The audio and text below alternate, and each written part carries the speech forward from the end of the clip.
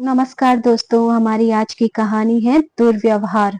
रघुवीर जी कमरे से उठकर धीरे धीरे चलकर नितेश के पास आए और बोले, नितेश बेटा, मेरी तबीयत ठीक नहीं है।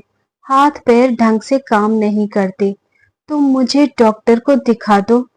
शरीर एकदम ढीला सा रहता है। पता नहीं क्या होता जा रहा है मुझे। लेकिन नितेश, जो कि अपने ऑफिस के काम में व्यस्त था और अपने लैपटॉप पर नजरें गड़ाए हुए था, अपने पापा की बात सुनकर भी उसने अनसुना कर दिया। रघुवीर जी लगभग 5 मिनट तक उसकी ओर आशा भरी नजरों से देखते रहे, पर वह कुछ नहीं बोला। इतने में उनकी बहू वैशाली आई और चमकते हुए बोली, पापा जी, आपको क्या हुआ है? आप फिर से बाहर आ गए। कमरे में आराम से नहीं बैठ सकते क्या? क्यों इन्हें परेशान करते रहते हैं आप? वैसे तो आपके हाथ पैरों में दर्द रहता है और यूं सारा दिन घर में घूमते रहते हैं आप। यह अपने ऑफिस का काम करेंगे या आपकी खातिर तवज्जो में ही लगे रहेंगे? आपकी तो कोई पेंशन भी नहीं है और सासू माँ भी आपको हमारे सर छोड़ गई। अब सब कुछ इन्हें अकेले करना पड़ता है, उसमें भी आप चैन की सांस नहीं लेने देते। वैशाली का गुस्सा देखकर रघुवीर जी चुपचाप अपने कमरे में आ गए और चारपाई पर लेट गए। लेकिन दर्द बदन दर्द की वजह से उन्हें नींद नहीं आ रही थी। नितेश सुबह से इतनी जल्दी में रहता और ऑफिस के लिए निकल जाता। शाम को आकर भी या तो अपने कमरे में चला जाता या लैपटॉप पर काम करने लग जाता। अब आखिर अपने दिल का दर्द किससे कहूं, किसको बताऊं अपने दुख, जब बेटे के पास ही बूढ़े बाप के लिए 2 पल नहीं है, तो बहू से क्या ही उम्मीद करूं। यह सोचकर ही रघुवीर जी की आंखें गीली हो गई। अब यह शरीर भी साथ नहीं देता। बेटा भी बहू का हो गया। उसे भी अपने बूढ़े बाप की परवाह नहीं है। वह तो अपने बच्चों और पत्नी में ही अपनी दुनिया देखता है। यह बूढ़ा पिता तो उसकी दुनिया में आता ही नहीं। अगले दिन रघुवीर जी बिस्तर से उठे। पूरा शरीर अकड़ रहा था। वह उठकर चारपाई पर बैठ गए, क्योंकि आज रविवार था। बेटा बहू अभी तक सो रहे थे। अब सुबह के 10 बज चुके थे। वह कमरे से बाहर आए, देखा तो बेटा बहू और उनके पोता पोती गरम कचौड़ी समोसे खा रहे थे। परंतु किसी ने भी रघुवीर जी को नहीं पूछा। रघुवीर जी रसोई में पहुंचे, एक गिलास पानी लिया। पानी देखकर उन्हें पीने का मन नहीं कर रहा था, क्योंकि फ्रिज का पानी उन्हें अच्छा नहीं लगता था। कितनी बार बहू वैशाली से बोला भी था, कहा कि एक पानी की मटकी रख दिया करो अलग से, मगर वह झिड़कते हुए बोली थी कि पापा जी, अगर आपको हमारे साथ रहना है तो अपना ये नखरे छोड़ दीजिए। अब रसोई मेरी स्टैंडर्ड से है, इसमें आपकी गवार देहाती मटकी रखूं, यह मेरे बस की बात नहीं। और वैसे भी पानी फ्रिज की बोतल का हो या मटके का, क्या फर्क पड़ता है तो अपना ही ना। रघुवीर जी ने अपना मन महसूस कर पी लिया और अपने बेटे से आकर बोले, बेटा नितेश, मुझे डॉक्टर को दिखा दे। इतना सुनते ही नितेश गुस्से में बोला, क्यों, एक ही रट लगा रखी है आपने? कुछ और काम नहीं है क्या? अब बुढ़ापे में यह छोटी मोटी बीमारी तो लगी ही रहती है। इसका मतलब यह नहीं कि मैं आपको डॉक्टर के पास ही उठाए फिरूं। इस जमाने में डॉक्टर की फीस कितनी महंगी है, पता है? देखने से पहले इतने टेस्ट लिख देगा, यह चेकअप करवाओ, वह चेकअप करवाओ, आलाना फलाना, फिर दुनिया भर की दवाइयां लिख देंगे। मैं तो इसमें ही लगा रहूंगा बस। थोड़ा बर्दाश्त करना सीखो। पैसे कोई पेड़ पर नहीं उगते जो आप पर खर्च करता रहूं। सोचा था आज रविवार है, थोड़ा आराम करूंगा, लेकिन आपके होते हुए आराम तो हराम है। बेटे का गुस्सा देखकर रघुवीर जी सहम गए। फिर बोले, ठीक है बेटा, कोई बात नहीं। बहू से कह दे मुझे बादाम वाला दूध दे दे, उससे थोड़ी ताकत आ जाएगी तो थोड़ा चल फिर लूंगा। यह सुनकर वैशाली का मुंह टेढ़ा करके बोली, अब सुन लो इनकी बात। हम तो कभी एक बादाम भी मुंह में नहीं रखते। इनको दूध बादाम का चाहिए। बादाम कितना महंगा है और दूध तो उससे भी ज्यादा महंगा। हमें अपना भी तो देखना है, अपने बच्चों का भी करियर बनाना है। सारे पैसे आप पर खर्च कर देंगे तो हम तो कंगाल ही हो जाएंगे। ठीक है बहू, कुछ खाने को ही दे दो। मैंने सुबह से कुछ नहीं खाया, अभी लाती हूँ, कहकर वैशाली किचन में गई। सूखी रोटी और सब्जी, शाम की बची सब्जी लाकर एक थाली में रख के रघुवीर जी के हाथों में पकड़ा दी। थाली लेकर रघुवीर जी चुपचाप अपने कमरे में आ गए और रोटी के छोटे छोटे टुकड़े करके खाने लगे। खाते समय उनकी आंखें भर आई, क्योंकि उन्होंने कभी भी इस तरह का खाना नहीं खाया था। उनकी ठीक ठाक कमाई थी और उनकी पत्नी उन्हें लजीज पकवान बनाकर खिलाती थी। वह कहती थी कि भले ही इंसान ढंग से कपड़े ना पहने, परंतु खाना अपनी मनपसंद सेहत के हिसाब से खाना चाहिए।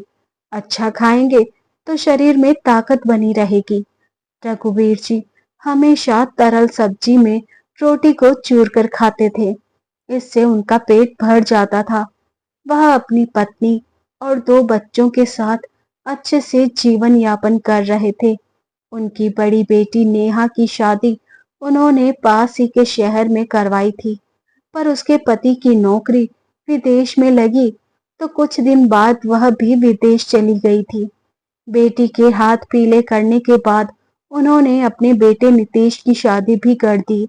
वैशाली देखने में बहुत ही भोली भाली लगती थी, पर उसका बर्ताव वैसा होगा यह उन्होंने ख्वाब में भी नहीं सोचा था। वैशाली जब भी बोलती तो अपनी जुबान से जहर ही उगलती। वह बहुत ही कड़वा बोलती थी, हमेशा सबके सर पर सवार रहती। सास से तो जीव चोरी करती ही साथ साथ ससुर को भी फटकार लगा देती। बहू की इन हरकतों से तंग आकर रघुवीर जी की पत्नी परेशान और बीमार रहने लगी और एक दिन उनकी तबीयत ज्यादा खराब हुई और वह चल बसी। रघुवीर जी अब अकेले पड़ गए। मां के अंतिम संस्कार पर उनकी बेटी नेहा भी आई। उसने अपने पापा को साथ चलने के लिए कहा, पर रघुवीर जी ने साफ इनकार कर दिया कि बेटे बहू के होते हुए वह बेटी के ससुराल नहीं रहना चाहते। वह ठीक है, मैं बेटे बहू के साथ ही रहना चाहता हूँ।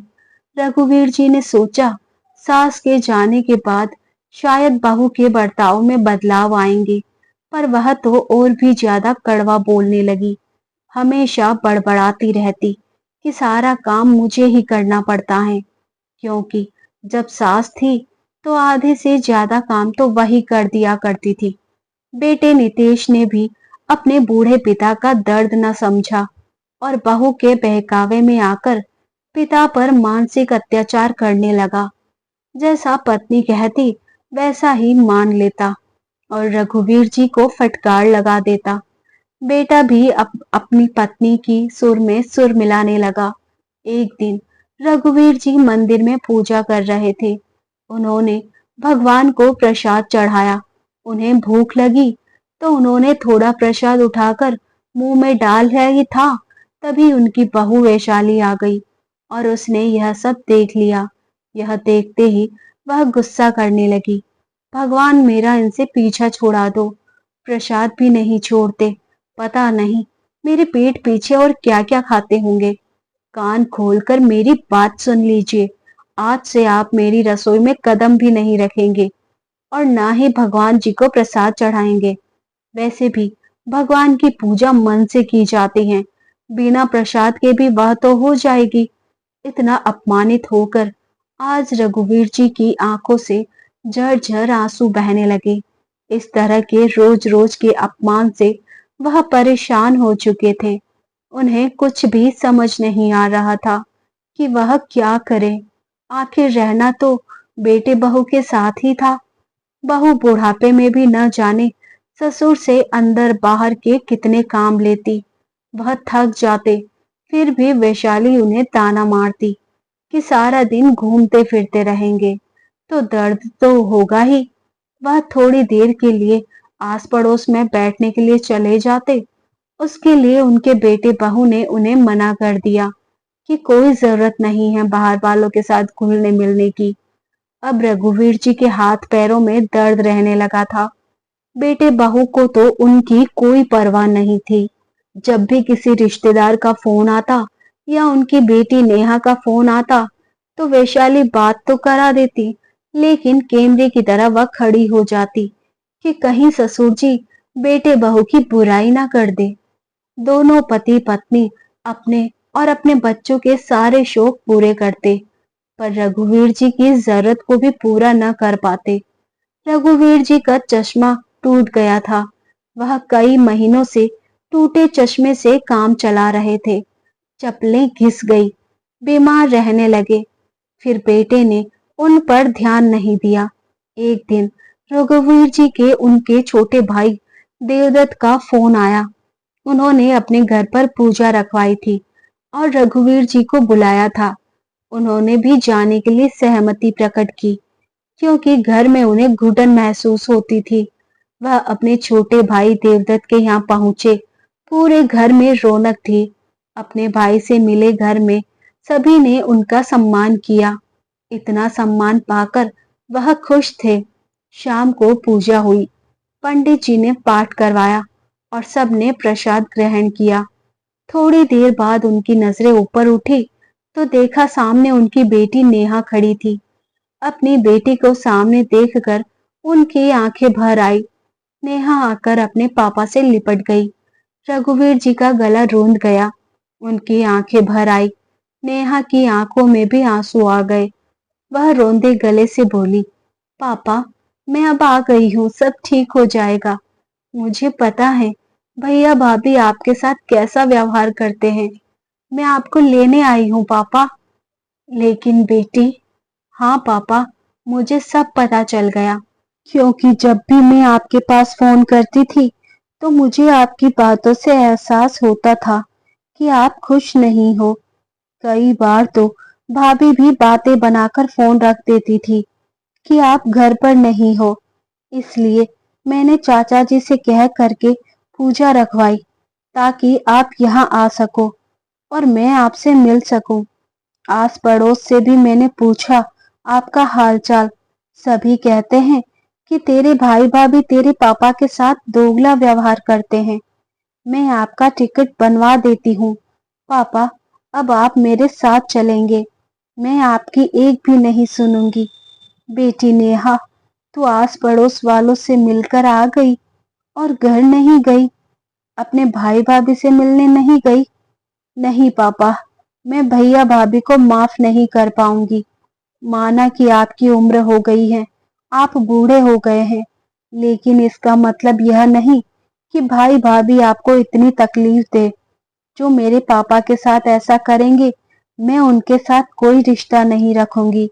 पापा, आप उसे घर के मालिक हो। भैया आज जो कुछ भी है वह सिर्फ आपकी वजह से है। वह इतनी अच्छी कंपनी में जॉब करते हैं, आपकी बदौलत। वह आज अपने पैरों पर हैं। आपने उन्हें लायक बनाया और वह आपके साथ ऐसा करते हैं। वह घर आपका है, आपके नाम रजिस्टर्ड है। आपने भैया को जन्मा है, उन्होंने आपको नहीं जन्मा। आज भी आप उन्हें उनकी औकात दिखा सकते हैं। यह सुनकर रघुवीर जी की आंखों में चमक आ गई। नेहा बोली, पापा, आप भाई के पास घर खाली करने का नोटिस भेजिए। अपने आप अकल ठिकाने आ जाएगी उन लोगों की।